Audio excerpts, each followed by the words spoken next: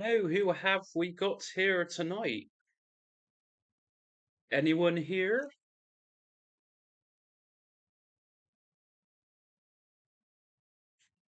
Who's around tonight? Anyone?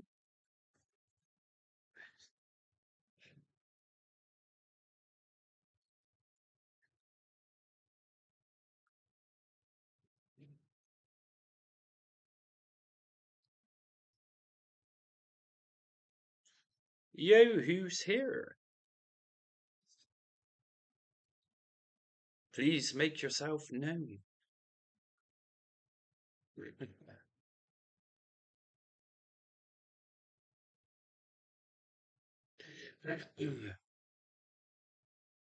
Okay, then. So, what we're going to do tonight is talk about anything of your choice. So, if anyone can hear me right now, it looks like we got a few people watching. Yeah, we got a few people watching. Yeah, today I've uploaded a couple of videos for you. If you're interested in those. Obviously, I uploaded the rip-off preloaded retro gaming systems exposed. Actually, that video's actually gone a lot better than I anticipated. I thought, obviously, it's a very controversial subject, and people will agree with what I say in that little 6 minute, 7 minute video. Some people might disagree. So I've literally had a one dislike versus 34 likes. So obviously, a lot of people out there agree with rip-off preloaded retro gaming systems, and let's be honest, these are a rip-off. There's no doubt about these so-called preloaded retro gaming super duper wonderful systems. They are a rip-off, without a doubt. Without a doubt. Anyways, I also uploaded. I was talking about this last night in the stream. I said I was going to do a setup guide for today, which I've done. I've uploaded it a few hours ago, and of course, it was a setup guide for InFuse, which is a fairly new experimental multi emulator for Zebo. So I didn't actually explain it in that video what Zebo is. Zebo, it was, I believe, a Brazilian console which didn't actually last too long. But they had the ability, the rights to produce really good quality games, and hence that's why we got a big title on Zebo called Double Dragon, which is obviously uh, pretty much a port from the arcades 1987, 1988 original. And yeah, it's a shame because the Double Dragon Zebo game has been in limbo for a very long time. So yeah, a lot of people celebrating that at the moment that you can actually play this Double Dragon game. And yes, it's very, very good and highly recommended.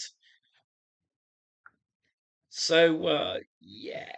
So I've done those two videos today, and I'm still working on a Commodore 64 childhood rated video. All of those C64 games I played back in the early 90s, I've literally compiled a list. I've got a great memory, and I can literally remember every game I had, being it demos or whatever. It's all going to be in there. I estimate there's around 100 games at the moment, and playing some of these games for the first time after many years. Some of them's agonising to play today. So, thankfully, most of the games for Commodore I had back then were actually good titles, but I did have a few really bad ones.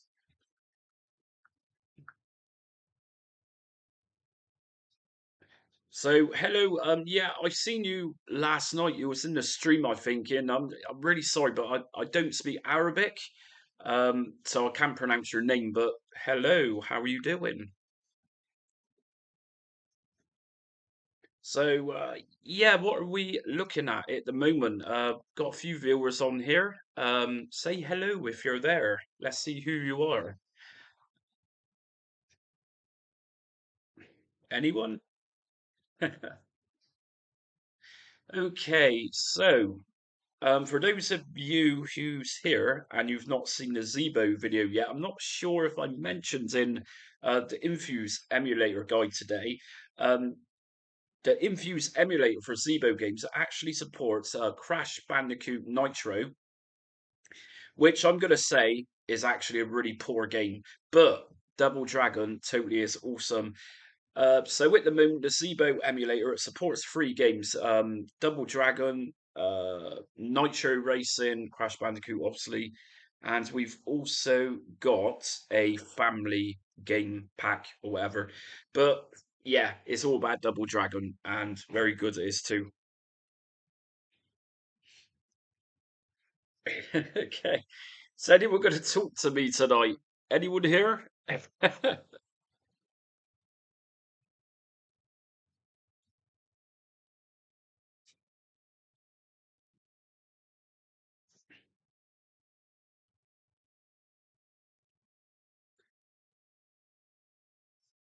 Okay. Hello, yeah, that's good. So whereabouts are you from?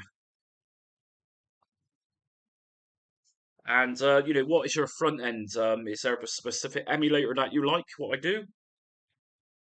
Okay, so you gave me a kiss, but yeah, excellent. Okay, I'm not sure what to say. I'm flattered.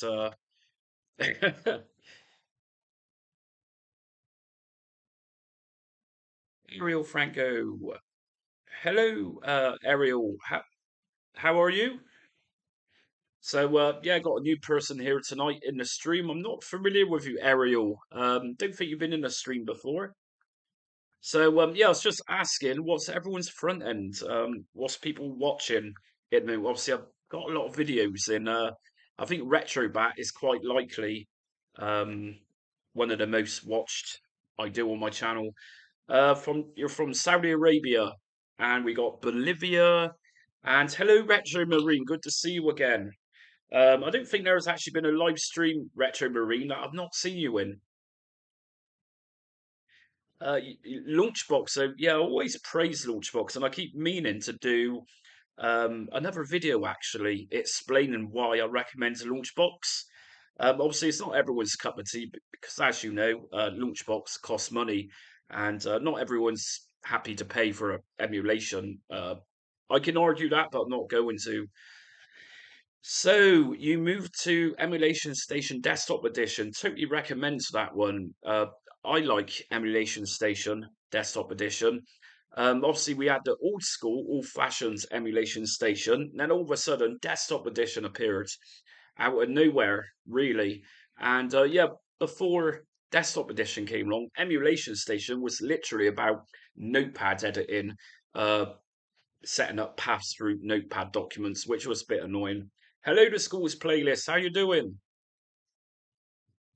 So, yeah, for those news just joined, I've uploaded a couple of videos today. We've got rip-off preloaded retro gaming setups, systems or retro consoles. And I've also uploaded the Infuse emulator to play Double Dragon Zebo, which is highly recommended. Very awesome stuff. Um, yeah, absolutely recommend for Double Dragon fans. That Zebo game is so cool. Okie doke. So, general chit chat, and I've hashtagged this retrobat, retroarch, and batocera. So, do we have any questions for retrobat, retroarch, or launchbox? Got the Android port of ES. Yeah, I've not actually tried that yet. Now, there is a very good front end system for Android, and I've not actually covered it. And I don't think I will. I've done some Android guides in the past, but there's actually a really good, highly recommended front end for Android devices, and it's got a bit of a strange name. Let me just look it up for you.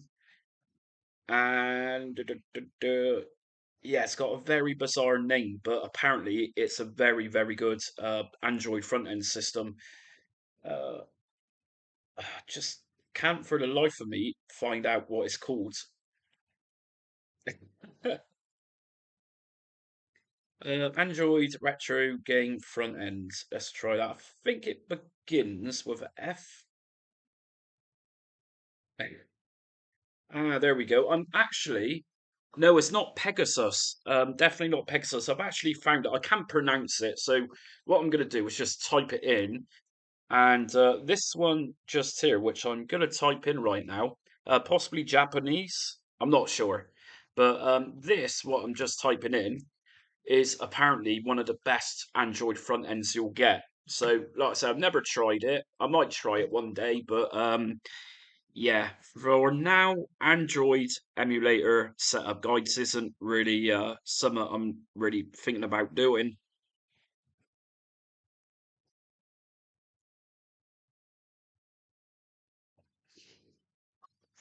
And yeah, so Pegasus itself, I am going to be covering that for a Windows PC at some point. I just need to learn how that one goes in Pegasus. By the seams of it, yeah, it's not particularly the easiest front end emulator to set up. Like I said, I have investigated it, so I know what Pegasus, but yeah, I just need a bit more time to work that one out. Like I say, Pegasus by far isn't particularly easy to use. So, as usual, I'll try and simplify it and put it up as a video so everyone here can learn how to use Pegasus.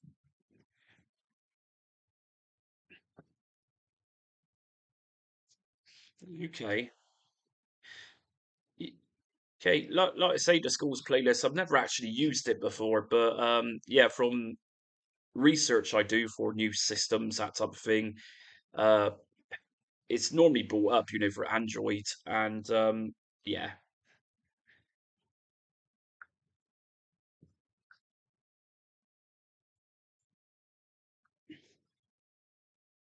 So, what's everyone up to today? What's people doing?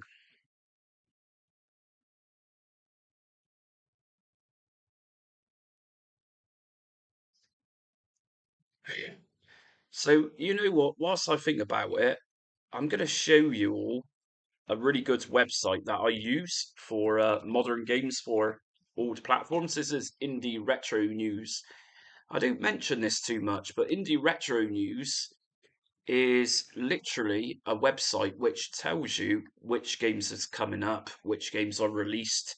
A very good place if you're into homebrew, new releases for all platforms. And I use this website a lot. So recently on this, we've had a new C64 game and also Amiga, which is Tony, and it's actually a decent game. It's not bad, this one. We got other things here, such as not sure which platform this one's for. We got Amstrad CPC stuff. We got a bit of Amstrad GX 4000, which is, of course, Amstrad's failed console. And there's a bit of everything on Indie Retro News. I totally recommend this website. Hello, Mark. How you doing? Yeah, Marina. I actually watch the bloke. I can't think of his channel, but I know of the cave. And the first time I watched his channel, he was actually giving us a history on BBC Micro, and yeah, that was the first time. And yeah, I've seen the museum; and it looks awesome. So yeah, fair play to him. But yeah, the BBC Micro, I know of that era, but it was just a really nice kind of documentary which that channel did. But yeah, in terms of going there, no, I've not been there. But it's in Stroud, is it? So yeah, there's computer museums all up around the country, but I've got no intention of going to Stroud, to be honest. But if I am ever there, then yeah, likely it would be good to visit that place. Another YouTuber I watch a lot of is someone called Kim Justice. Hello, $1. Yeah, Kim Justice. I got a feeling Kim Justice is in Essex. And one of his videos he did a little while back was a computer museum, and I think it was actually in Cambridge. Obviously, Cambridge was once the sort of epicenter for uh, computers in the 80s. So, somewhere in Cambridge, there is some sort of computer museum that Kim Justice went to, and that was really interesting. Nice to see some of those real obscure micros of the 80s. Where'd you get the tables? Which tables? You know what? I just realised I don't even have my webcam on for some reason. I did today's video.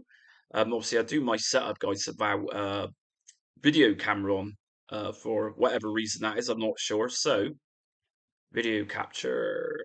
No, wrong one. Where are we going? Display capture. No, it's definitely video capture we want on. And here we are. So, yeah, very odd stuff. There we go. Where do you get the tables pinball? So, yeah, like I said in both of those pinball guides, there's a couple of forums which I recommended. Literally just a case of popping into Google, say future pinball, what is it, FPT, .ftp files. But those pinball tables, to my knowledge, they're community created and yeah, they're pretty easy to get. So yeah, just take a look through the video again. But literally, normally it's just a case of popping into Google future pinball tables download. One of the websites I can't think off the top of my head, you need to register, sign up, and then you'll have access to all those community made tables. And yeah, there are some really good ones in there. The videos of the tables that I showed in my videos, not even touching the surface. And obviously, for future pinball, I used the BAM version.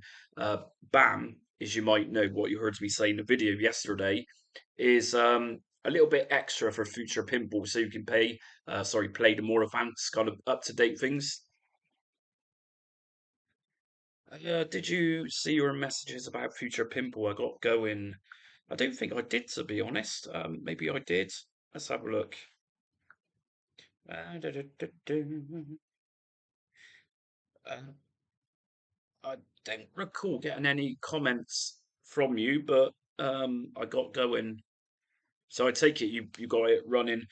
Thing is that I get so many comments, and the more subscribers I'm getting, the more comments I'm getting, and I'm really getting bogged down trying to keep up with everyone commenting back. So I do my best to, but sometimes I do miss.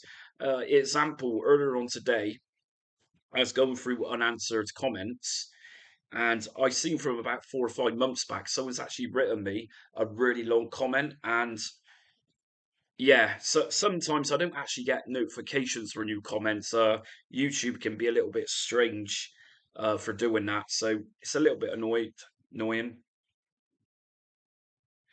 Okay, so Mark, was you talking about future pinball not working? I think I was talking to you last night about this. Visual C++ all in one. So, yeah, did you get that working? Is that what you're saying? Oh, okay, so you got it working. That's really good, Mark. So it sounds like I was right about that. You needed to install Visual C++. So normally with emulators, anything visual, it's ideal for anyone to have Visual C++ installed to all-in-one pack. For example, in the old days of retrobat, you'd need to download that pack separately. Nowadays retrobat comes with it because it's pretty much a prerequisite for retrobat.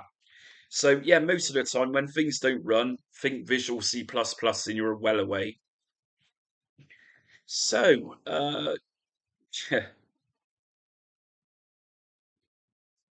yeah, Terry Reddy's got a very good name in that pinball community. So I'm still investigating new pinball simulators, emulators to cover, and I've got a few with my eye on a few of them.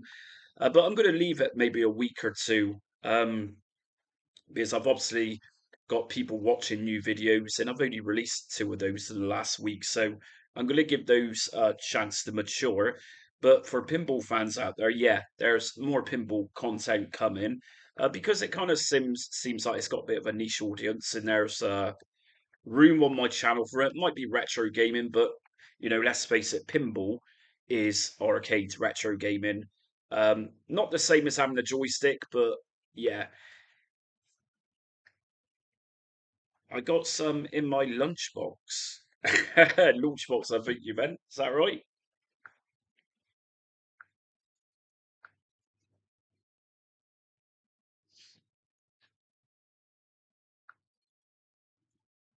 So, yeah, I'm going to give everyone an update. No problems with the neighbour then, Jamie. No problems. Let's just say the council are looking into that neighbour at the moment.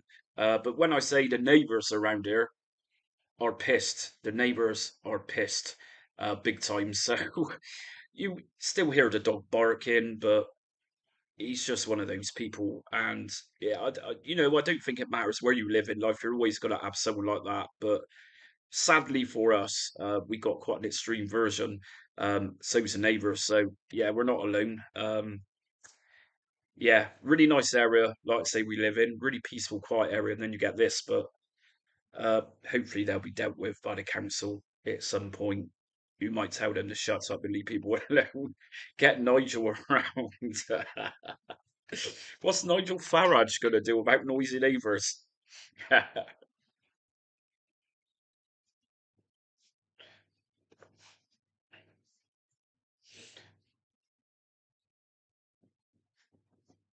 So, yeah, talking about favourite YouTube channels of mine, Kim Justice is awesome. If you're into documentaries, Kim Justice, I'm actually going to show you his website. Website is YouTube channel. This is Kim Justice. Kim Justice. Yeah, he's from. I'm not sure if I'm Southend on Sea. He talks a lot about his childhood as Southend on Sea, which is, I believe, sort of near Essex way, if not in Essex. If you're into documentaries and learning about companies, say publishing companies, for example, Mastronic, anything 8-bit or even 16-bit, Kim Justice does very awesome documentaries on these. As you can see from popular videos, just there are plenty of Amiga. The story about Psygnosis. So obviously Psygnosis was responsible for, was it Shadow of the Beast and Lemons? Uh, so yeah, absolutely, 100% recommend Kim Justice. A very awesome channel. Just go to the playlist and yeah, lots of content there. Kim's been going for a long time. Really interesting, fascinating documentaries he does. They're well worth looking into. Uh, there likely is an ocean documentary. Let's see. There quite likely is. I'd imagine so. I mean, he's covered most. Yeah, there we go. The story of ocean. And with Kim Justice, when I say he goes in depth, he seriously goes in depth. You can see and hear how passionate Kim is and how intricately detailed things are when he's doing his documentaries. Totally recommends Kim Justice, definitely. Um, Someone else I totally recommend is a lot of you here has probably heard of it, Metal Jesus Rocks. Yes, Metal Jesus Rocks goes on about his rare hidden gems, but behind all that, he also does some very good uploads, going to Japan, that sort of thing. So, yeah, Metal Jesus Rocks. Something I like about him, and my partner, my fiance too. She kind of likes Metal Jesus Rocks.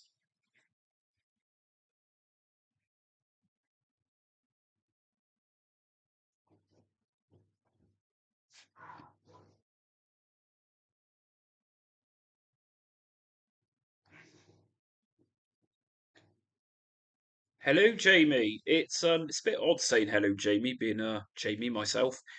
But you know what? When my mum and dad named me in the 80s, early 80s, I think they actually did me a favour because all this time later on in 2024, there's still kids around today being called Jamie. So it's not really an old-fashioned name like some names from that era, from the 80s. Okay, I'm not sure what Internet Archive is. I've no idea. So yeah, leave it at that. So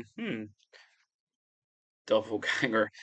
Someone else I also watch on YouTube who I recommend is Mr. Sujano.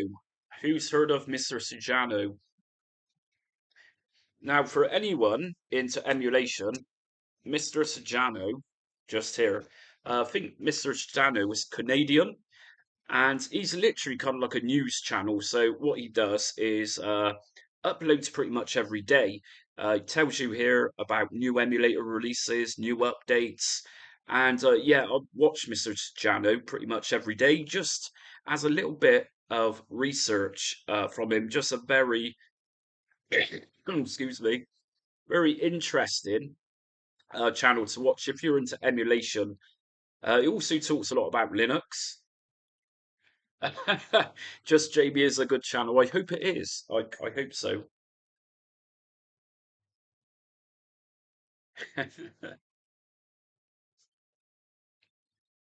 So who else is around?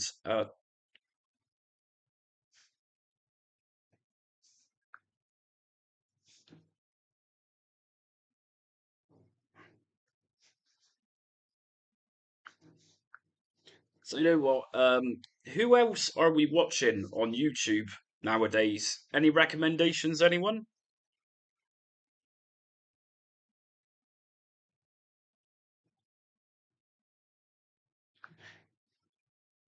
It's a little bit quiet tonight. You know what? I was actually tempted to have a bit of a break tonight, but I thought, well, I've not got much else to do.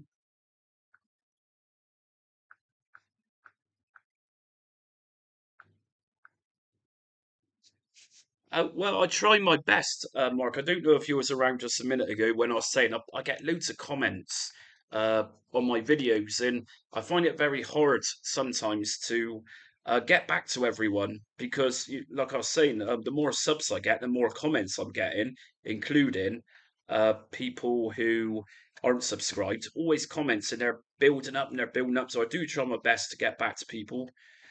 Simply Austin.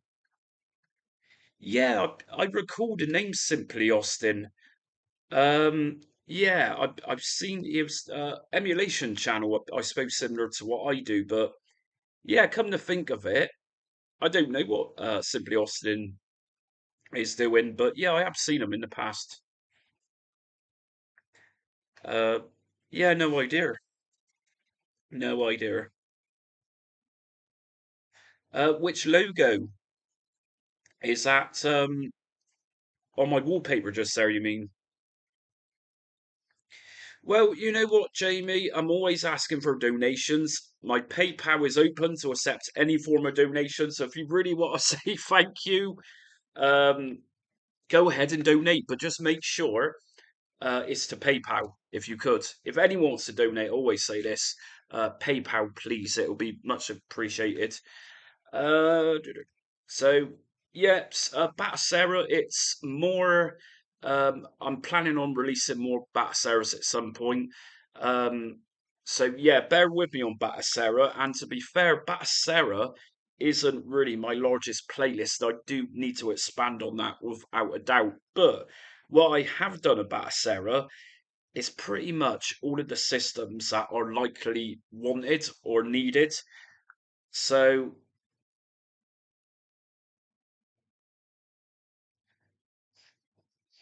yeah. So yeah, Carlos, I think you was here last night or the previous stream I did. So obviously, as the time rolls on, I'll get people coming in and out, and it's always nice to chat to people, see what people are up to. But anyway, yeah, Batacera probably got 17 videos in my playlist, ranging from PlayStation 2, which is very popular, and I've also gone down to Sega Saturn, which is the least popular, but I've got lots in between. So the logo, just here on the wallpaper, you see uh, the picture animation of myself. That was actually done. Sorry, the picture you see just here with the yellow background. That was actually done on an emoji emulator, and the text you see just there with the slight blur behind it. All that was done on InShot. So what I did was created the emoji. I then took away the backgrounds, which had a white background originally with an image eraser type piece of software on my phone. I put it inside of InShot, which is a video editor, which I actually use for editing my videos on my phone. Isn't that crazy? People editing with PCs these days, I say, you know, a decent phone like mine, the latest Samsung S22. Um, it is pretty much a PC, and I can do as much on that as I could using Adobe on my PC. So there we go. Yeah, I'm gonna keep it up, Carlos. Without a doubt. I do like uploading stuff. I'm obviously teaching, which is what I enjoy doing, and I'm teaching about something I'm really passionate in, uh, which is gaming or old stuff. Yeah, so Batocera 40. I don't know if you heard me earlier on, but I uploaded a Zebo guide today, which is the Infuse emulator. You know what? I looked through retrobat and I was expecting to find a Zebo folder. There isn't. So hopefully on Batocera 40, there could be a possibility of having Infuse emulator in there to play Zebo games, which would be nice. And yeah, same for Retrobat 2. And I'll remind everyone, if you've not seen the Infuse Zebo emulator guide I did today, seriously, watch it out, especially if you like Double Dragon.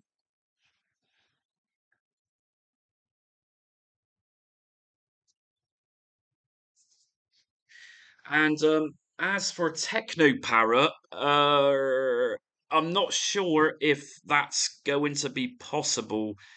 The problem is, I'm not sure if this is true what I'm saying, but as you know, Teknoparrot is part free, part paid, and Batocera is obviously a free distribution.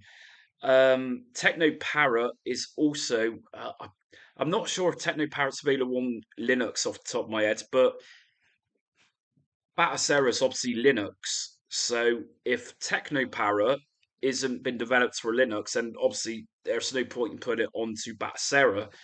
Yeah, I'm just questioning myself at the moment with Teknoparrot. Is it for Linux? Not sure. I don't really use Linux, so let's take a look.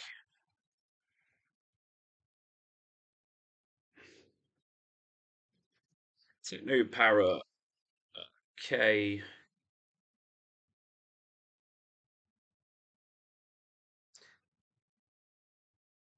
Yeah, I'm just gonna go with. I'm guessing Teknoparrot is literally just for Windows.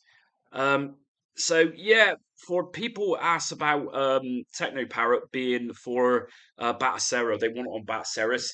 I'd say it's quite unlikely. I've not read anything about it going to Batocera.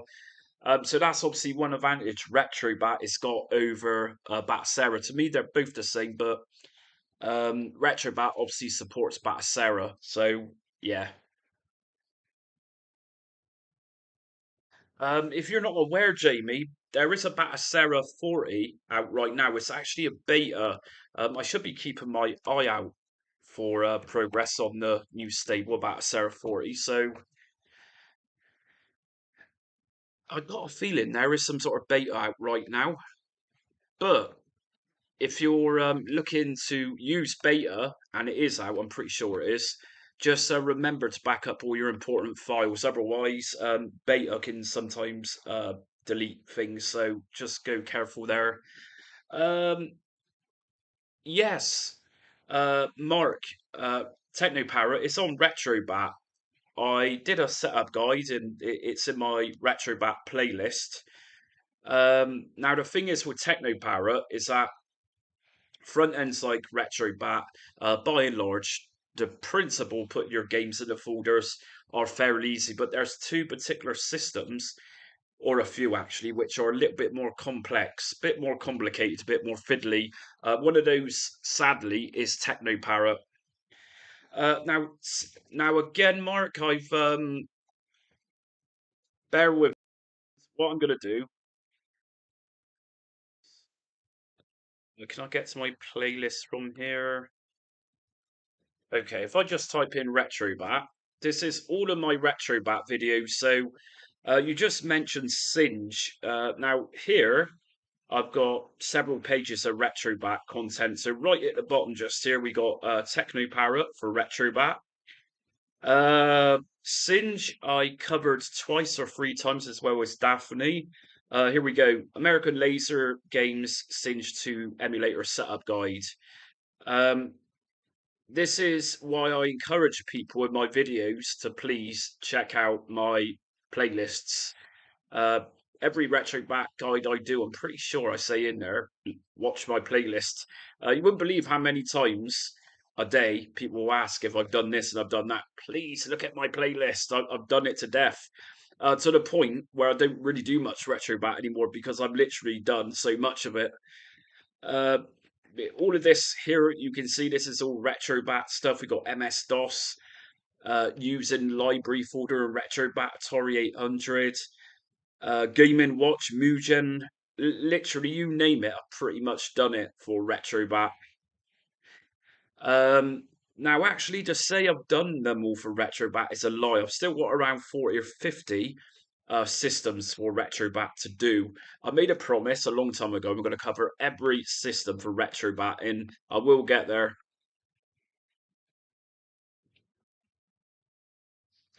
Now, going back to Patreon and Teknoparrot, so Teknoparrot is free, but there's particular games with Teknoparrot emulator that you do need to subscribe for to play.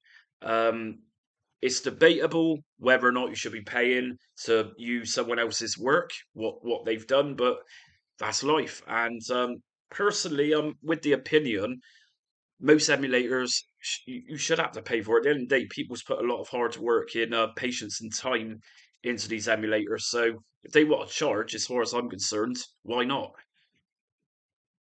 To be honest with you, I don't actually watch sport. Mark, partner does. She's a Liverpool fan.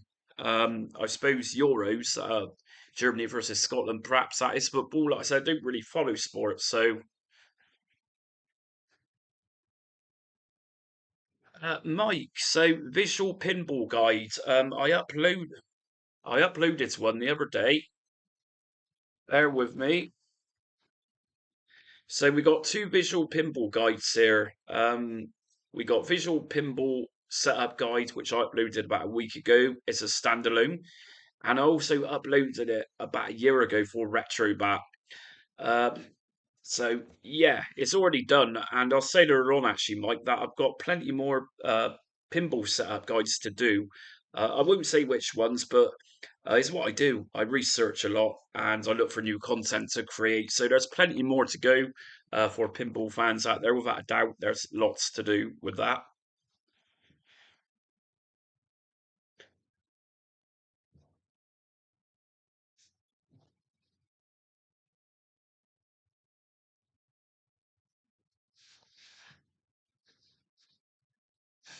So, Mike, I'll tell you what, if you let me know which it is you want the visual pinball guides for, standalone emulator or the retrobat version, let me know and I'll just drop it into the chat just there so you can click on it. Visual pinball, I downloaded Ghostbusters, i.e., okay. So, yeah, at some point, I'd personally like to create my own pinball machine, but problem is with those is that they're pretty expensive to put together. Obviously, you're going to need two screens, one for the actual board itself or the table, and then the upper part where the scoreboard is, that type of thing. But yeah, that's not going to be for a long time. And I got to build myself a full size arcade at some point. I've done bar tops in the past. Okay, retro bat. There you go. So I was just saying, Mike, I've playlist dedicated to retrobat. There's 140 different setup guides in there. So if there's a particular guide, Mike, that you want, it's quite likely in the retrobat playlist. I've got a playlist set up for pretty much everything I cover: batocera, launchbox, retroarch. Um, yeah, I think if everyone was aware, I've got these playlists. Um, yeah, so do check playlists for things like retrobat because there's so much in them, all sorts really.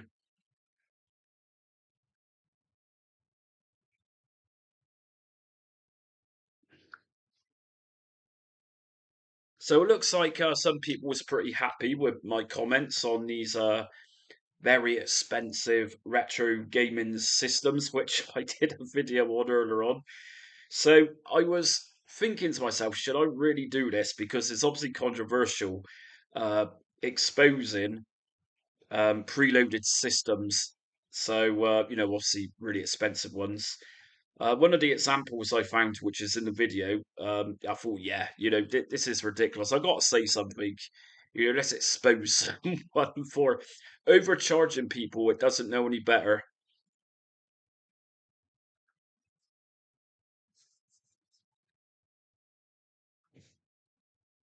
So what I'm going to do tonight is, like I always do, just ask for some feedback. So we've obviously got a retrobat user here. I think we got a couple actually.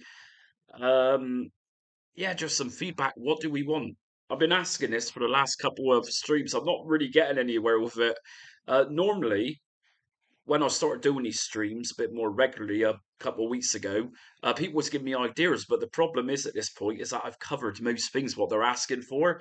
This is what I was saying. Please take a look at my playlists, and you'll likely find stuff there. Da, da, da. Now there is particular setup guides that I do need to.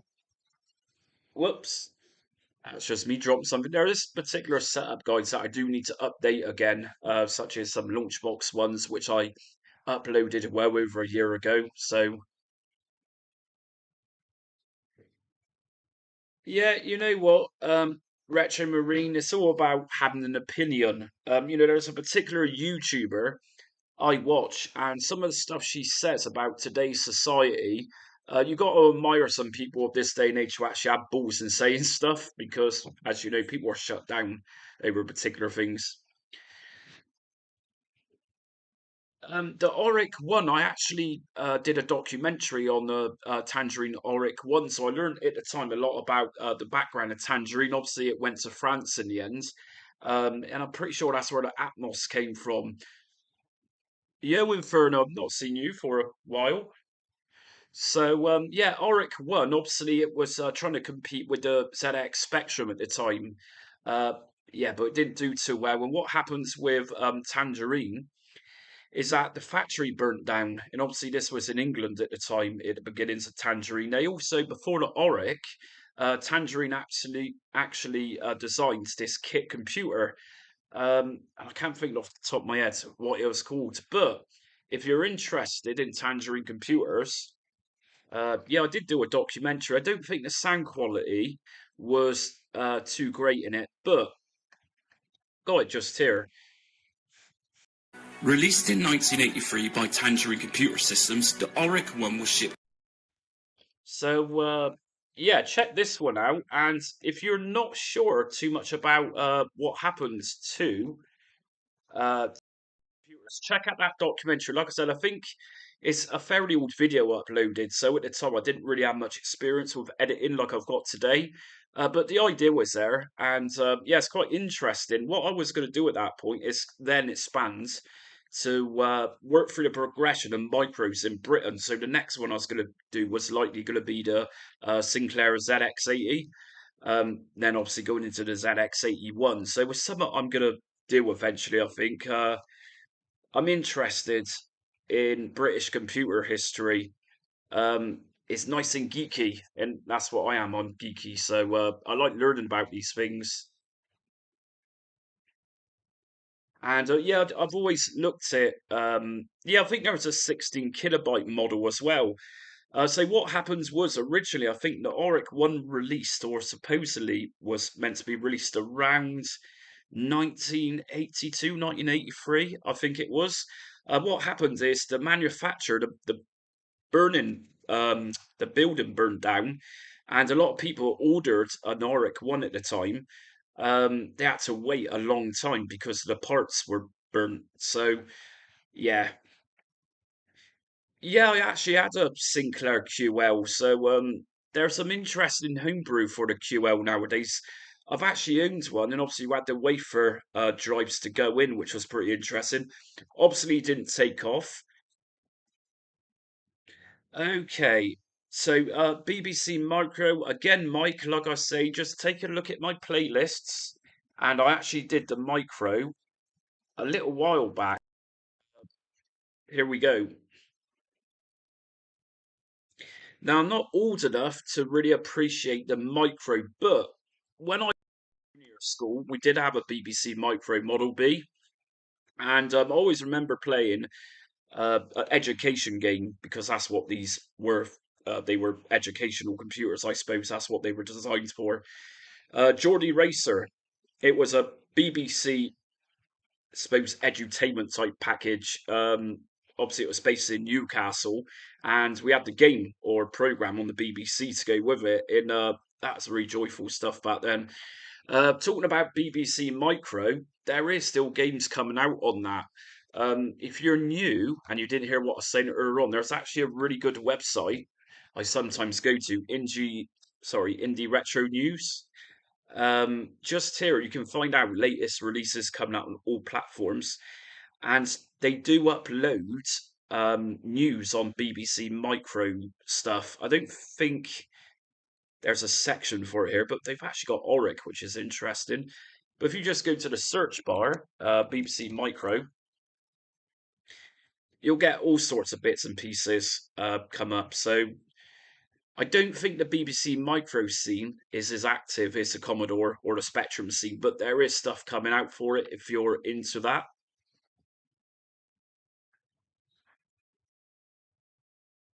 Yeah, so 1982. So pretty sure 1982 was also the release year for the Spectrum 48K, 16K ZX Spectrum.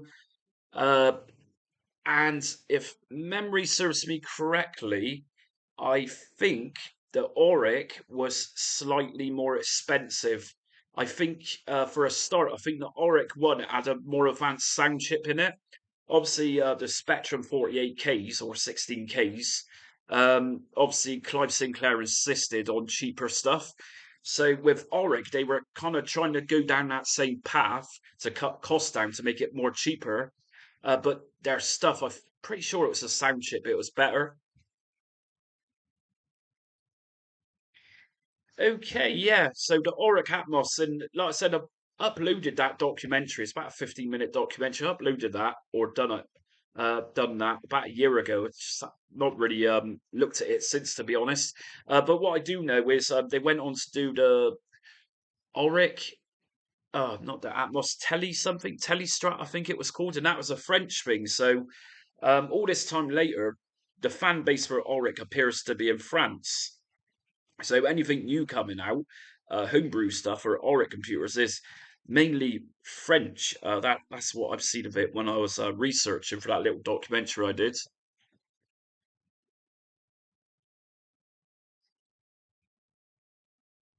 Yeah, okay. So yeah, fairly successful computer. Then, like I said, it's been a little while since I looked into the Auric. So yeah, Eureka, that's right. Telestrat, yep, that sounds about right. Uh, I think it was either the Telestrat or there's a possible Auric machine after the Telestrat. Something to do with almost teletext, CFAX type stuff. Like I said, it's been a little while, but yeah.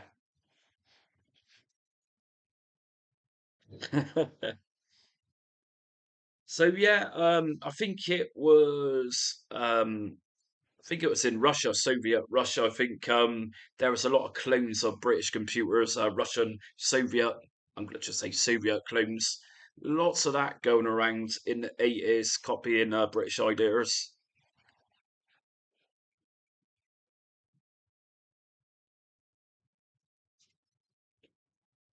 So yeah, if we're talking about micros tonight, which we normally do, also got the Dragon 32, which was obviously a Welsh computer. So the Stratos, yeah, Auric Telestrat. So yeah, you got the Dragon 32, which was a Welsh computer, and I suppose historically it didn't go down as a loved machine like the ZX Spectrum did in Britain, at least. Uh, yeah, I've covered all this in my documentary. Bringing back memories now. In fact, when I did that Auric documentary, It was around the time that Evil Dead Rise come out. I remember me and a partner went to go to watch Evil Dead Rise, and we came home, and I actually wrote a lot of the scripts for it that night. Yeah, that's what happens. Evil Dead Rise, what a great film! It's good to have original writers back.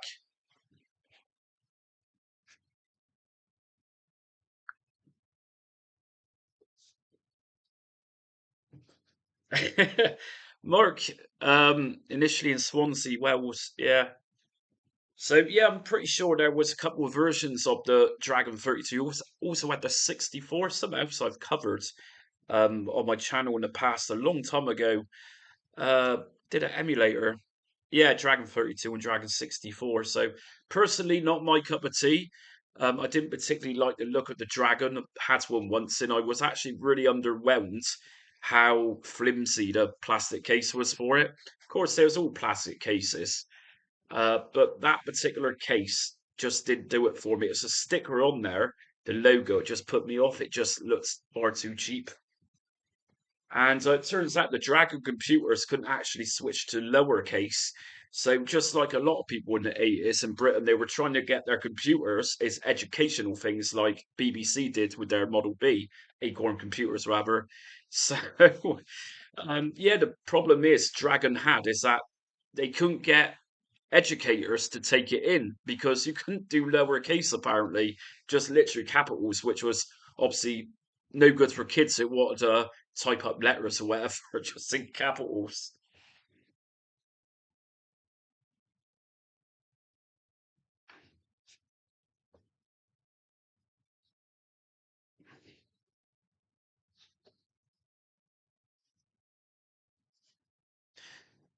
Okie dokes, I think I'm going to call it a night. Like I said just now, I wasn't actually planning on, okay, top selling games available for Dragon Arcadia, yeah, so that came out on a several platforms at the time. Chucky Egg obviously came out on Specky and well, pretty much everything at the time on cassette.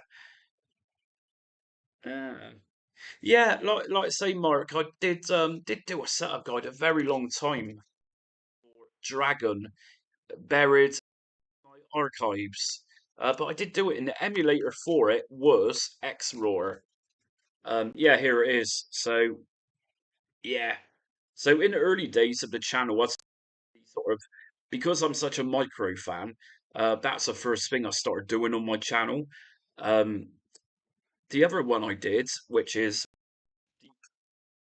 down in the dungeons, is a ZX81 emulator setup guide. And of course, I did the Auric as well, which is just here. So, it would be nice to actually go back to revisit some of those again. Now I've learned how to edit properly in better sound quality. And yeah, you had the Electron. We was talking about this the other night. Acorn Electron. So really cute computer. I had one years ago. Picked up very cheap at a car boot sale. Of course, early 90s was a great time to buy those 80s machines before dealers started dominating the market 20 years later. But the Electron, really cute machine. Really liked that. Obviously, you could expand it.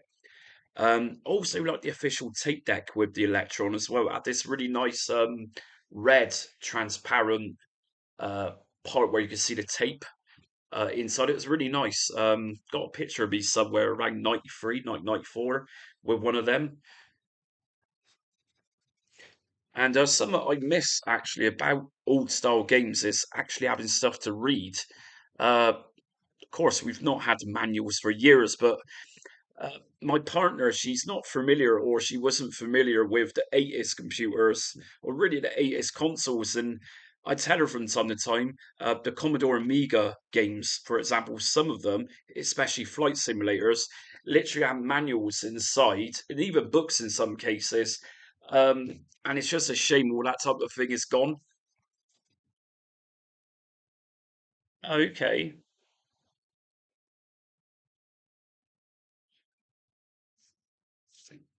Acorn Electron, yeah, so it was obviously a more cut down and more affordable version of the Model B.